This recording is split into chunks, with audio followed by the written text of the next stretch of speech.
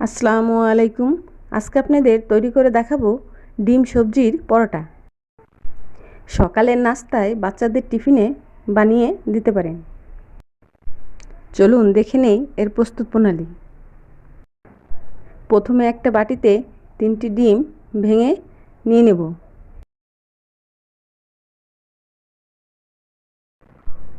এরপর ডিমের ভিতরে এক এক করে সবজিগুলো দিয়ে দেবো।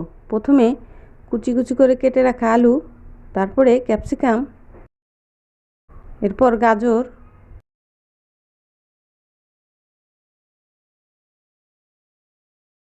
কাঁচামরিচ কুচি, পেঁয়াজ কুচি, যার যেমন সবজি পছন্দ সেই অনুপাতে দিয়ে নিতে পারেন। স্বাদমতো লবণ, কালো গোলমরিচের গুঁড়া হাফ চা চামচ, সব কিছু একসাথে মিক্সড করে নেব। এবার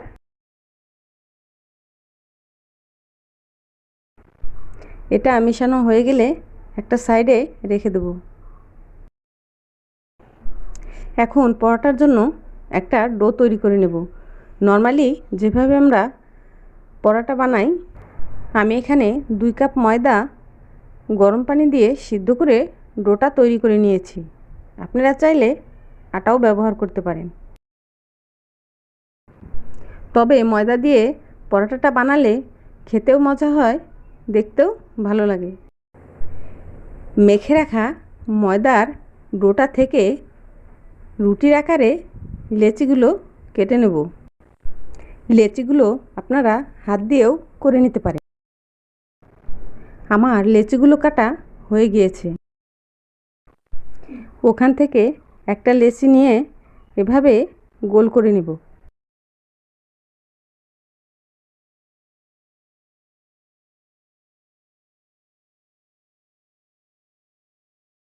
এবার উপর থেকে ময়দা ছিটিয়ে একটা রুটি বেলে নেব।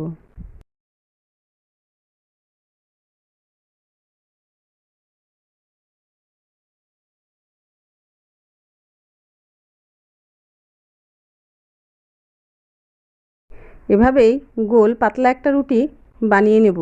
পুরুত্বটা দেখিয়ে দিচ্ছি। চুলায় একটি তাওয়া বসিয়ে চুলাটা অন করে একটা রুটি দিয়ে দেব। অল্প একটু সেকা হলেই আর একটা পিঠ উল্টে দেব। দিয়ে গুলিয়ে রাখা সবজি আর ডিমের মিশ্রণটা উপরে 1 চামচ দিয়ে দেব। এবার রুটির চারপাশে তেল দিয়ে দেব। একটু উঁচু করে দেখব নিচ থেকে পুড়ে যাচ্ছে কিনা। আর এক পিঠ উল্টে দেব। পরোটার উপরে আরেকটু তেল দিয়ে দেব। দিয়ে অন্য পাশটাও উল্টে দেব। পরোটাটার নিচের পাটটায় সুন্দর একটা কালার হলে এটা ফোল্ড করে নেব। যেভাবে আমরা পাটিসাপটা পিঠার ভাঁজটা দেই ওইভাবে করে নিলেই হবে। আপনারা যাতে বুঝতে পারেন সেই জন্য আমি আরেকটা পরোটা ভেজে দেখাচ্ছি। একইভাবে এই পরোটাটিও ভেজে নেব। এ পর্যায়ে চুলার আঁচটা আমি মিডিয়ামের থেকে একটু কম রেখেছি। এই ডিম সবজির পরোটাটা কড়া ভাজা খেতেই ভালো লাগে। যে পাশটায় ডিম সবজি দিয়েছি ওই পাশটা উল্টে ভালোভাবে ভেজে নিতে হবে। এভাবে করে নিলেই তৈরি হয়ে যাবে ডিম সবজির পরোটা।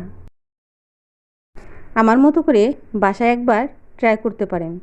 যদি আমার রেসিপিটি ভালো লাগে তাহলে আমার চ্যানেলটি সাবস্ক্রাইব করে একটা লাইক করে দিবেন। আবার দেখা হবে নতুন কোনো রেসিপি নিয়ে। সেই পর্যন্ত সবাই ভালো থাকবেন। আল্লাহ হাফেজ।